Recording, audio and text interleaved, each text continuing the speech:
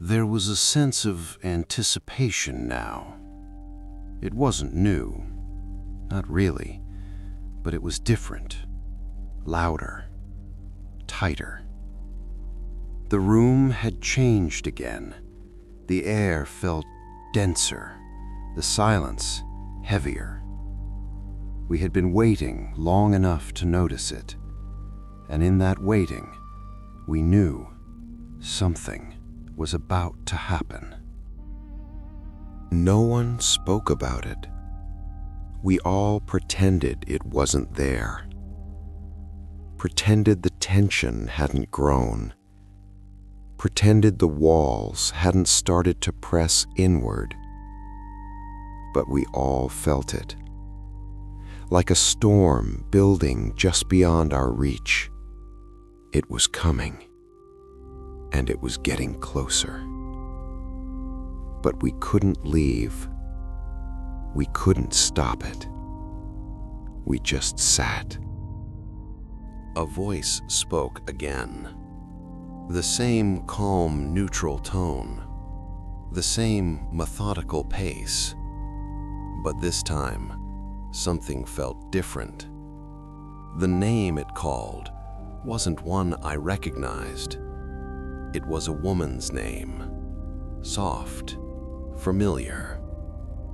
She stood slowly, like she had been waiting for this moment, like she had known all along. She walked toward the front of the room, without hesitation. Her steps were steady, measured, as if the moment was hers, as if she had prepared for it for longer than anyone else. And when she reached the place where the door should have been, she simply stopped and disappeared. For a moment, the room held its breath. Not a sound, not a movement. Then, without warning, the walls shifted. Not physically, but something changed. It was like the space between us had expanded, opened up just a fraction. And I realized the room wasn't just waiting for us. It was watching us. It was watching how we waited. The woman was gone. The room had changed again, and yet nothing was different.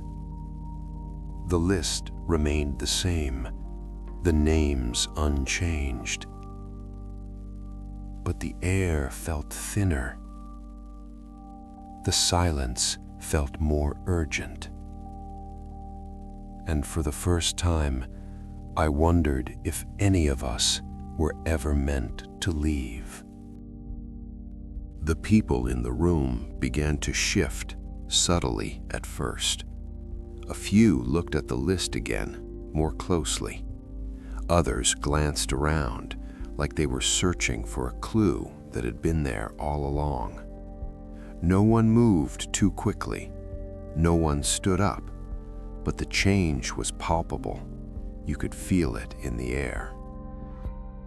I found myself staring at the list again, but this time I didn't search for my name. I searched for the name I had heard, the woman's name, the one that had just disappeared. I couldn't find it. It wasn't there. The room fell back into its familiar quiet, but I knew it had shifted. I wasn't sure what had changed. I wasn't sure what would happen next, but I could feel the weight of the waiting now. I could feel it more clearly than before. And this time, it didn't feel like patience. It felt like something else. Something darker. Something final.